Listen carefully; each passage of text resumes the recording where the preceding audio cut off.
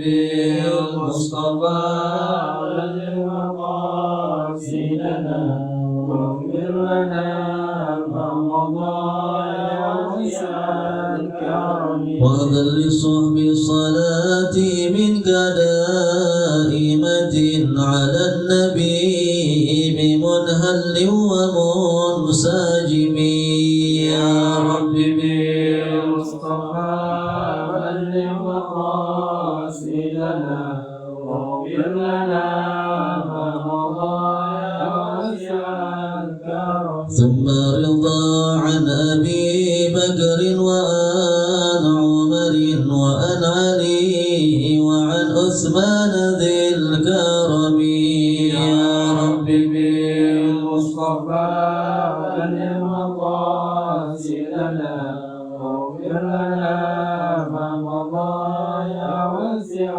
الكرم والآل والصحب ثم التابعين فهم أهل التقى والنقى والعلم والكرم يا رب بالمصطفى بلغ مقاصدنا واغفر لنا ما مضى يا واسع الكرم يا رب بالمصطفى بلغ مقاصدنا واغفر لنا ما مضى يا واسع الكرم يا رب بالمصطفى بلغ مقاصدنا واغفر لنا ما مضى يا واسع الكرم اللهم صل وسلم وبارك عليه وعلى آله.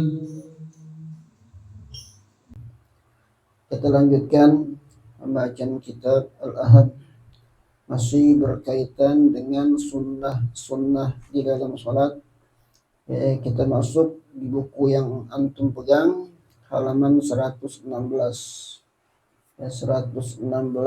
nomor 2, kalau nggak salah baris yang keempat dari atas ya. Nomor 22 kita baca. Bismillahirrahmanirrahim. Radhiyallahu ta'ala anhum wa qala radhiyallahu anhu ilan qala yusannu fil julusi baina sajdatain al-iftirash wa huwa an yaj'ala ka'ba rijlihi al-yusra farshan lahu wa yansiba rijlahu al-yumna wa yuwajjiha asabi'aha lil-qiblah wa wad'u yadayhi ala fakhidhayhi qariban min rukbatayhi wa nashru asabi'ihima wa dhammuhuma wa tawjihu asabi'ihima lil qiblati wa an ya'tiya bid-du'a'il ma'thur fihi ila akhirih. Kemudian berikutnya masih di dalam sunnah di dalam salat adalah yusannu fil julusi baina sajdatain, sesuatu yang disunnahkan fil julusi baina sajdatain, di saat dalam keadaan duduk di antara dua sujud. Nah, kalau duduk di antara dua sujudnya adalah rukun, ya, rukun salat, di mana di antara syarat di dalam duduk di antara dua sujud adalah mesti ada tumakninah di dalamnya, ya. Nah, saat dalam keadaan duduk di antara dua sujud, ada beberapa perkara yang disunnahkan, walaupun insya Allah kita yakin apa yang disunnahkan di sini adalah perkara yang umum dan biasa kita kerjain. Tapi paling enggak kita bisa mengetahui dari sekian apa yang kita kerjakan adalah bagian sunnah yang terpisah. Ya.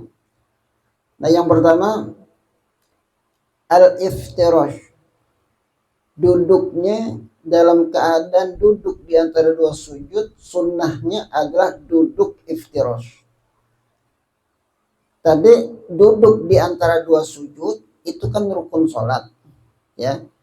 Masalah perkara bagaimana duduknya, ini perkara bicara masalah sunnahnya. Jadi kalau umpamanya ada orang duduk seperti ini kan namanya duduk juga nih. ya, duduk tarabbu, duduk bersilah, atau duduk seperti tahiyat akhir, duduk yang dikenal duduk tawarruk, itu namanya duduk juga. Ya. Jadi kalau seandainya ngambil rukunnya duduk di antara dua sujud dalam posisi duduk, itu sudah masuk dalam kategori rukun. Cuma ketika kita berbicara bagaimana duduk yang disunnahkan, nah ini duduknya adalah duduk iftirash. Ya. Apa tuh duduk iftirash? Wa huwa an yaj'ala ka'ba rijlihil yusra farshan lahu. Yaitu orang yang sholat ini menjadikan ka'ba rijlihil yusra, mata kaki dari kaki kirinya, farshan lahu, tempat sandaran, ya, tempat kita duduk. Kalau farshan ya maknanya kasur ya, cuman di sini maksudnya tempat sandaran kita. Alhasil sebagaimana biasa kita duduk dalam keadaan duduk di antara dua sujud. Cuma kan sebagian kadang ada yang duduknya seperti ini, ada yang kaki kadang diginiin. Secara duduk udah, cuman sunnahnya kaki kiri itu kan kita begini.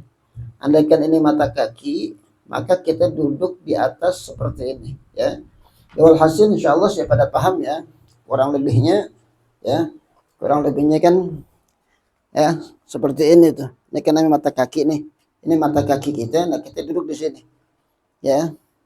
Ini namanya dijadiin farsan, ini namanya ya mata kaki dari kaki yang kiri kita jadiin farsan, tempat sandaran kita duduk, ya. Nanti kaki kanan jangan begini, ini cuma contoh kaki kirinya doang nih, ya. Keren banget kalau ada orang sholat kayak gini, ya. Nanti kan kaki kanannya disunahkan di situ diginiin tuh, ya, di insaf ya, ditegakin. Ini begini nih kaki kiri dalam keadaan seperti ini kita duduk di atas mata kaki sebelah kiri, ini sunnah. Nah kalau kayak begini sih sah-sah aja. Kadang-kadang kayak begini tuh. Nah kalau begini kan namanya ya tidak duduk di atas mata kaki. Ya tapi sah juga karena sudah masuk dalam kategori duduknya. Ya cuman sunnahnya tadi kita duduk di atas mata kaki yang sebelah kiri. Kemudian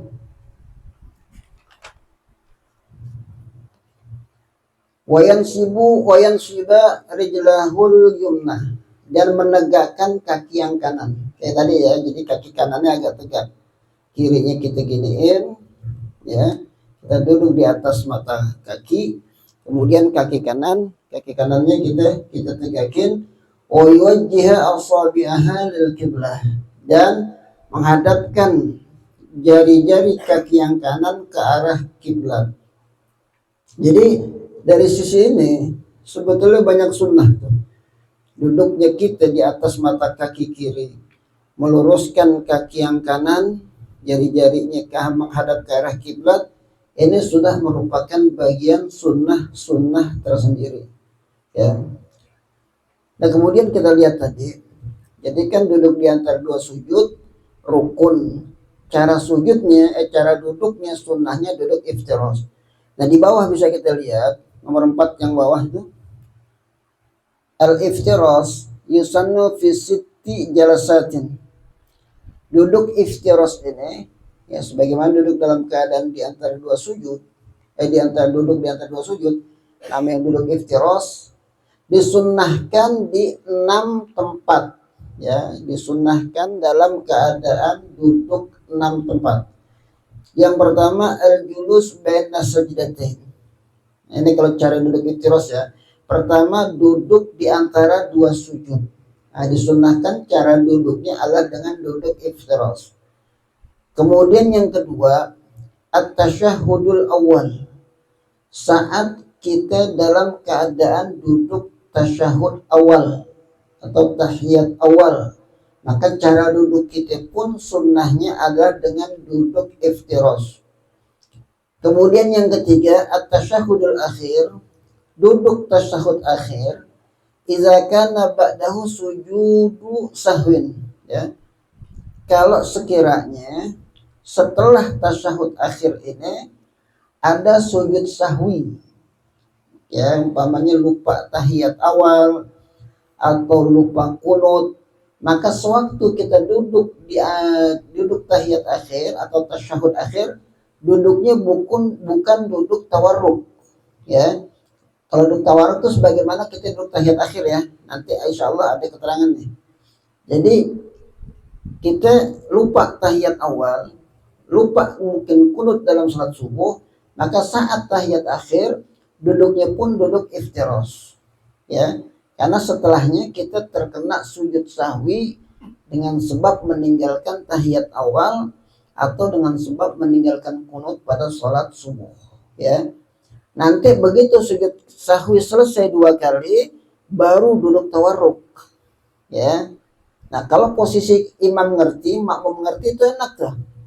Umpamanya, ya, imam melakukan satu kesalahan, bukan kelompok melakukan satu kesalahan, ya, atau melakukan satu perbuatan yang disunnahkan untuk sujud sahwi, sementara makmum nggak tahu, ya, semacam kayak begini. Imam umpamanya makan tanpa sengaja sedikit, ya, ada 1 butir nasi di mulutnya, tanpa sengaja kemudian ketelan, itu imam sunnah sujud sahwi. Nah, kira-kira makmum tahu apa enggak kalau imam kira-kira nelan 1 butir nasi? Kan nggak mungkin tahu, ya, kecuali imam masih tahu, ya, ke belakang, sorry nih, ada nelan 1 nasi, maafnya, ya. Nah, makmum tahu, ya, batal sih, imam batal. Ya, cuman kalau sama-sama nggak ngerti kan makmum paling bilang, ya kalau gitu kita sujud sahwi dah, ya udah batal. Ya, jadi kalau sekiranya imam ngerti nih, aneh nelan 1 butir nasi tanpa sengaja, maka aneh kena sujud sahwi. Kemudian begitu tasyahud akhir, dia duduk dengan tasyahud awal, duduk iftiros. Nah, kalau makmumnya ngerti, makmum bisa lihat, ini berarti imam bakal sujud sahwi. Atau mungkin imam ya, imam umpamanya udah rakaat yang keempat. Rakaat keempat kan harusnya duduk tahiyat akhir. Imam lupa, dipikir masih 3. Kemudian dia bangun untuk menuju rakaat yang keempat menurut dia, padahal itu sudah rakaat yang keempat. Makmum ngasih tahu, subhanallah, karena kata dia imam ragu-ragu nih, udah 3 apa 4. Walaupun kalau kita sholat seorang diri ragu-ragu udah 3 apa 4, wajib ngambil yang 3, ya. Nah, sholat zuhur udah 3 apa 4 rakaat nih, dan 3 apa 4, maka wajib ambil yang 3, berarti nambah 1. Nanti sunnah juga tuh sujud sahwi itu, ya. Tapi kalau ada makmum kan ada yang ngasih tahu. Kita ragu-ragu sebagai imam sudah 3 atau 4. Begitu kita diri, maka makmum ngasih tahu, subhanallah. Nah, berarti kita yakin, berarti tadi sudah rakaat yang 4. Balik duduk. Nah, imam karena sudah berdiri, nah itu berarti kan sudah ada nambah rukun fi'liyah, berdiri tuh. Maka ketika dia balik duduk, itu juga sebetulnya terkena sujud sahwi. Nah, kalau imam paham, ini udah terlanjur diri, ini balik duduk nih. Tapi kalau tahiyat awal, beda nih ya bahasannya. Kalau tahiyat awal lupa berdiri balik duduk batal. Ini masalah tahiyat akhir nih. Ya, dia lupa sudah rakaat yang keempat, dia bangun. Begitu dia bangun, makmum ngasih tahu, subhanallah, oh iya ternyata sudah 4 rakaat, dia balik duduk. Maka dia tahu nanti ada sujud sahwi. Kenapa? Karena sudah berdiri. Nah, kemudian kalau dia ngerti, diduduk dengan duduk iftiros. Makmum yang ngerti pun tahu, nah imam duduk iftiros, berarti dia mau sujud sahwi nanti nih, ya. Jadi nggak ada istilahnya apa ya, sama-sama bingung dalam sholat kalau sama-sama ngerti. Nah, jadi kalau duduk yang seperti itu, duduk yang setelahnya ada sujud sahwi, ya duduk yang setelahnya disunahkan sujud sahwi, maka tahiyat akhir bukan duduk tawarruk, tapi duduknya duduk iftiros sunnahnya. Nanti begitu salah, begitu bangun dari sujud sahwi yang kedua, baru duduk tawarruk, kemudian salam, ya. Kemudian yang keempat, jalsatul istirahah, ya, disunnahkan duduk iftiros di saat dalam keadaan duduk istirahah. Apa yang dimaksud dengan duduk istirahah? Duduk saat kita bangun dari rakaat ke-1 menuju rakaat kedua, atau dari rakaat ketiga menuju rakaat yang keempat, ya, itu ada duduk istirahat. Jadi nggak bangun, ya, nggak langsung bangun. Pamannya apa namanya rakaat pertama nih. Selesai sujud yang kedua, kita mau bangun. Allah, ini istirahat dulu nih. Ya, tapi nggak lama ya. Namanya duduk istirahat tuh. Allah, baru bangun dia tuh. Ini namanya duduk istirahat. Nah, duduk istirahat saat bangun dari rakaat pertama menuju rakaat kedua, atau saat bangun dari rakaat ketiga menuju rakaat yang keempat, duduknya dengan cara duduk iftirash. Ya, begitu kita bangun, perhatian kaki kita. Wow, udah iftirash, ya, nggak lama langsung bangun. Ya, sebentar lah, seukuran ya barangkali 1 atau 2 tasbih lah. Yang penting kita dapat duduk di situ. Yang penting duduk istirahat ini tidak boleh lebih lama dari duduk di antara 2 sujud. Kalau lebih lama, sholat orang bisa batal. Ya, makanya sebentar, sekedar kita mendapatkan duduk tumaninah. Ya. Itu yang keempat. Jadi kalau bisa jangan langsung ya, dari rakaat 1 ke rakaat 3, dari rakaat 1 ke rakaat kedua, dari 3 ke rakaat keempat jangan langsung bangun. Duduk dulu sebentar. Ada sunnah duduk istirahat di situ. Kemudian yang kelima, duduk tasyahud, duduk iftirash disunahkan saat liman ajaza anil qiyam, terhadap orang yang nggak mampu untuk sholat dalam keadaan berdiri.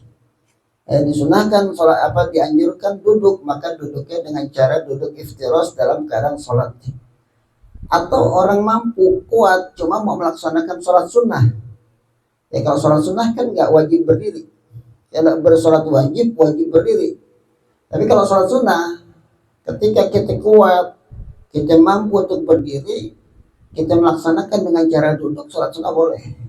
Nah, duduknya bagaimana? Dengan cara duduk iftirash. Ya, nanti ketika rukuknya ya kita nunduk, ya, kira-kira duduknya melewatilah batasan kepala kita dengan dengkul kita. Nanti sujudnya kita ambil sujud sebagaimana sujud yang sempurna. Ya, jadi ingat, kalau sholat sunnah boleh kita kerjain dengan cara duduk walaupun kita dalam keadaan sehat. Ya.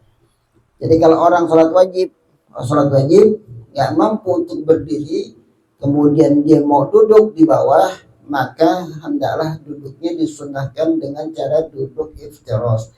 Kalau dia duduk tawarruk kayak begini, ya sah juga, cuman tidak mendapatkan bagian sunnah dengan cara duduk iftirashnya dia. Ya. Kemudian yang keenam, duduk iftirash disunahkan bagi siapa? Tasyahudul masbuk ma imamihi. Duduk tasyahudnya orang yang tertinggal, masbuk, tertinggal rakaat bersama dengan imamnya. Ya, imam duduk tahiyat akhir, makmum masbuk karena mau nambah rakaat, maka duduknya dengan cara duduk iftirash. Sebagaimana kita dah. Ya, kita datang rakaat kedua, rakaat ketiga, imam tahiyat akhir, kita duduknya dalam tahiyatnya berupa duduk iftirash, bukan duduk tawarruk sebagaimana imam. Karena yang namanya duduk tawarruk itu duduk yang setelahnya diakibatkan salam. Itu namanya duduk tawarruk. Makanya kalau tadi ada sujud sahwi, kan setelahnya nggak salam, tapi sujud sahwi. Baru setelah itu, setelah sujud sahwi 2 kali kan salam. Maka di situ ada sujud duduk tawarruk. Jadi duduk tawarruk itu duduk yang setelahnya diakibatkan salam. Sama seperti kita sujud, ya, sujud karena ada ayat-ayat sajdah, ya, sujud tilawah. Ya, ketika kita baca Quran, wasjud waqtarib, itu kan dianjurkan betul untuk kita sujud. Ya, umpamanya kita geser Qurannya atau kita yang bergeser, kemudian kita niat sujud tilawah, Allahu Akbar, ya, boleh dengan cara usolli sujud tilawah boleh, atau nawaitu sujud tilawah boleh. Yang penting kita niatkan dalam hati saat takbiratul ihram, karena posisinya sama dengan kedudukan dengan salat, Allahu Akbar. Kemudian kita sujud pakai takbir lagi boleh, cuma takbir yang pertama tadi rukun. Ya, kita takbir Allahu Akbar sekitar intiqalat. Ya, kita untuk sujud. Begitu kita sujud, kita bangun Allahu Akbar. Nah, karena masih salam tuh. Karena ada salam juga di situ. Jadi kan yang namanya sujud tilawah, sujud syukur, itu kan makomnya, kedudukannya sama seperti sholat. Dia ada awal takbirnya, ada akhir salamnya. Ya, jadi begitu kita bangun dari sujud tilawah ataupun sujud syukur, maka begitu bangun Allahu Akbar, duduknya duduk tawarruk. Kenapa? Karena setelahnya ada salam. Ya, walaupun nggak pakai tahiyat, ya, walaupun nggak baca tasyahud, cuman setelahnya ada salam. Jadi kalau setelahnya ada salam, maka sunnahnya duduk tawarruk. Ya. Sujud syukur begitu. Ya, sujud syukur begitu umpamanya ya. Nah, kita bicara umpamanya aja karena memang belum ada kejadian. Umpamanya ada orang jual tanah, kita dikasih dia 100 juta. Ini kan berarti umpamanya nih. Ya, kalau kejadian kan contohnya belum pernah ada. Ya, buat kita, kita tahu kalau bantu. Ya, umpamanya ada orang jual tanah, kita dikasih 100 juta. Ya, ini kan syukur banget ini. Ya, kemudian kita syukur dalam keadaan punya wudu. Ya, begitu kita sujud, takbir dulu ya. Takbir, kita sujud, kita bangun, maka bangunnya duduk begini. Karena nanti setelahnya kita salam. Allahu Akbar, langsung Assalamualaikum warahmatullahi wabarakatuh. Sama seperti sholat. Ya. Nah, jadi di 6 tempat ini, ya, duduk di antara 2 sujud, tasyahud awal, kemudian tasyahud akhir, apabila setelahnya ada sujud sahwi, kemudian duduk istirahat, duduk bagi orang yang sholat tidak mampu berdiri, ataupun tasyahud, duduk tasyahud yang makmum masbuk, ya, maka duduknya disunahkan dengan duduk tasyahud, duduk iftirash, ya.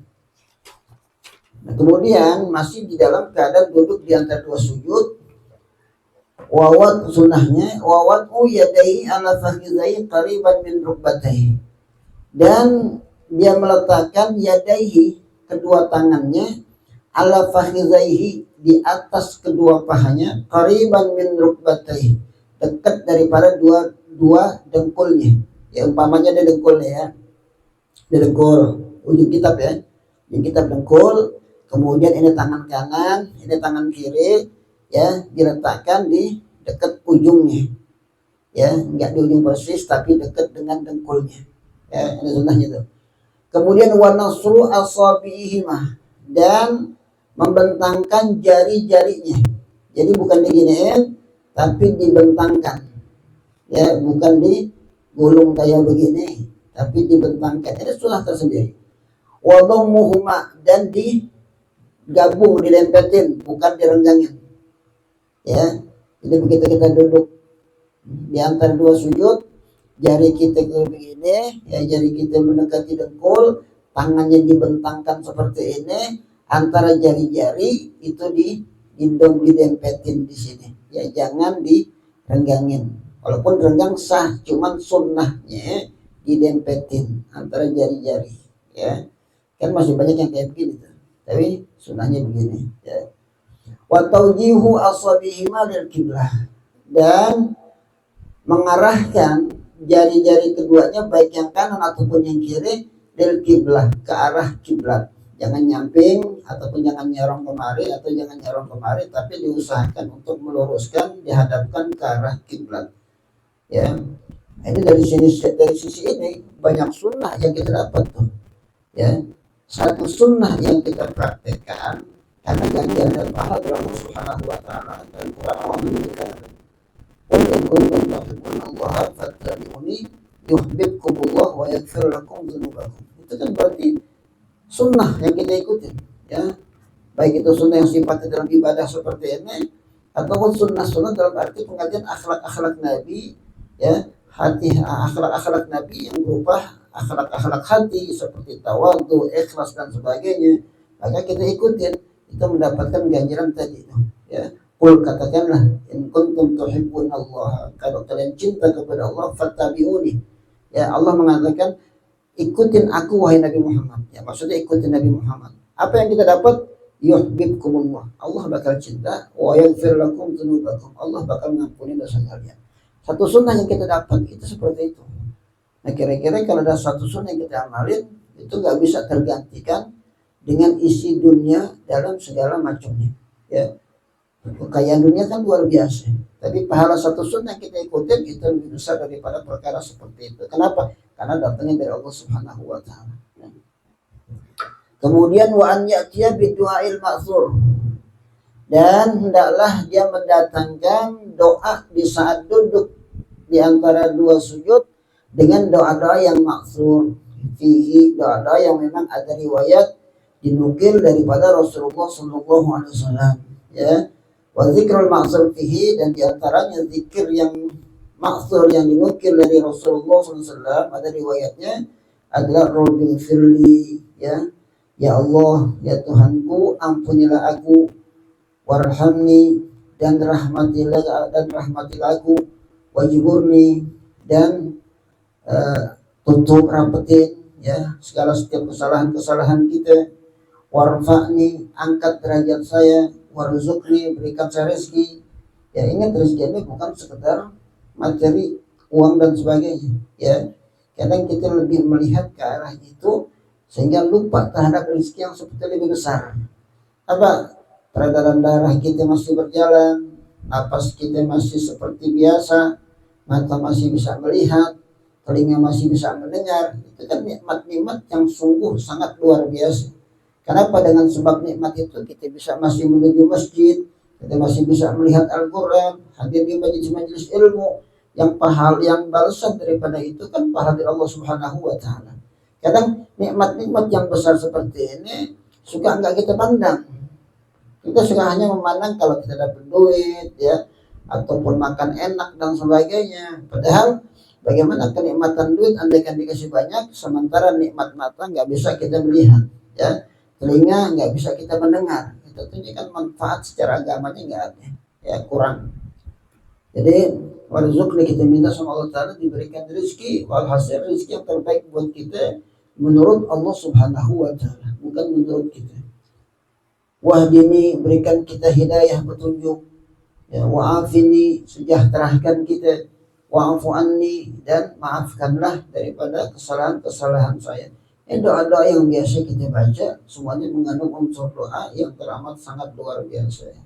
Tinggal pasang khusnuzon dalam hati, apa yang kita minta di dalam doa kita, insya Allah pasti Allah kabul. Walaupun tidak harus saat itu Allah kasih sesuai dengan yang terbaik buat kita. Cuman yang penting jangan sampai ada su'zon kepada Allah Subhanahu wa Ta'ala. Karena di dalam sebuah hadis Nabi pernah menyebutkan secara makna, tidak ada kebaikan yang lebih besar melebihi daripada khusnuzon kepada Allah, baik sangka kepada Allah maupun khusnuzon kepada manusia. Dan tidak ada keburukan yang paling buruk melebihi daripada su'zon, buruk sangka kepada Allah ataupun buruk sangka kepada manusia.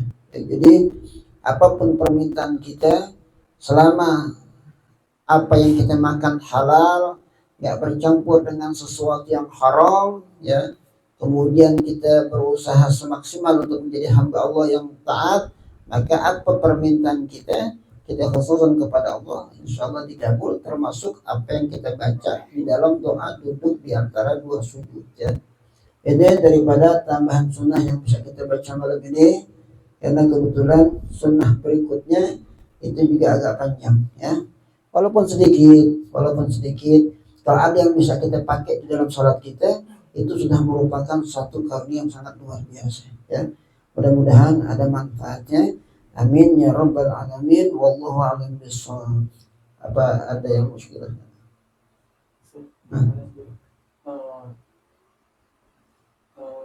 Seandainya tadi kan ada beberapa sunnah yang di antaranya itu ada sujud sahwi. Misalnya si imam itu tadi misalnya ketinggalan rakaatnya harusnya 4, tapi dia merasa masih 3, dia kan sudah bangun. Nah, kita kan dalam keadaan dari sujud terakhir tuh harusnya tahiyat akhir. Nah, si imam kan duduknya duduk iftiros dan dia baca sujud sahwi. Kalau si makmum berkeyakinan karena dia nggak ikut berdiri dan dia nggak ikut bacaan sujud sahwi, gimana Ustaz? Kalau makmum walaupun dia nggak sempat berdiri, kalau melihat imam sujud sahwi, makmum wajib untuk sujud sahwi, karena batal sholat makmum andaikan imam sujud sahwi, dia nggak melaksanakan sujud sahwi, terlepas daripada masalah makmum tahu atau enggak sebab imam sujud sahwi. Walaupun tuh makmum datang di rakaat yang kedua atau mungkin keempat atau mungkin ketiga. Ya, imam lupa tahiyat awal, makmum datang rakaat yang keempat. Kan dia tahu tuh. Ya, tiba-tiba imam duduk iftiros mau sujud sahwi dan imam sujud sahwi. Makmum tanya-tanya, imam sujud sahwi kenapa nih? Akhirnya imam sujud sahwi dia kagak batal dengan makmum salatnya. Ya, jadi pokoknya kita kalau melihat imam sujud sahwi, kita tahu atau enggak sebabnya, makmum hukumnya wajib untuk sujud sahwi. Makanya sujud sahwi hukumnya sunnah, hanya wajib saat dalam keadaan makmum melihat atau mengetahui imam sujud sahwi, maka dia wajib untuk sujud sahwi. Kalau dia nggak sujud sahwi, imam sujud sahwi, maka batal sholat si makmum.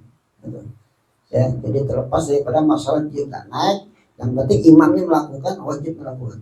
Sama seperti sujud tilawah. Ya, imam wasjud waqti. Imam sujud tilawah. Makmum wajib untuk sujud tilawah juga. Kalau nggak sujud, itu batal sholat dari makmum. Ya, makanya imam juga mesti bijaksana. Artinya apa? Nah, kalau aneh sujud tilawah, makmum belum tentu sujud semua, belum tentu ngerti. Ya, belum tentu ngerti. Kalau sekiranya sujud, takut ada yang nggak sujud, menjadi batal. Ya udah, kita tinggalin aja. Untuk apa? Untuk menjaga sholatnya si makmum agar tidak batal. Ya, kalau sujud sahwi, kalau perkara yang kira-kira sunnah, ya sunnah abad yang kita tinggalkan, ya udah sujud sahwi walaupun makmum nggak tahu. Kenapa? Untuk supaya sholat kita seperti tidak ada yang kurang. Ya, kalau sunnah abad kan ditinggalkan, maka seperti ada yang kurang, nakis. Makanya disunahkan untuk sujud sahwi menutup kekurangannya supaya sempurna sholat kita. Ya, makanya disinilah pentingnya perkara-perkara seperti ini diketahui juga oleh setiap kaum muslimin yang melaksanakan sholat. Jadi posisi bisa tahu. Kenapa? Karena berkaitan sama batal enggaknya sholat. Ya, dan ketika imam sujud sahwi, makmum enggak sujud sahwi kan batal. Hanya perkara batal sholat, maka setiap orang yang sholat juga hendaknya mengetahui masalah seperti itu. Ya. Jadi begitu ya. Jadi kalau imam sujud sahwi, sekali lagi makmum hendaklah wajib sujud sahwi. Imam sujud sahwi, makmum tidak sujud sahwi, terlepas daripada masalah dia tahu atau enggak sebabnya, dia enggak sujud sahwi, maka batal sholat si makmum. Ya, mudah-mudahan ada manfaat. Amin ya rabbal alamin. Rabbana anfa'na bima 'allamtana. Rabbi 'allimna alladhi yanfa'una. Rabbi faqihna wa faqih ahlana wa qarabatin lana fi dinina ma'a ahlil qudri unsa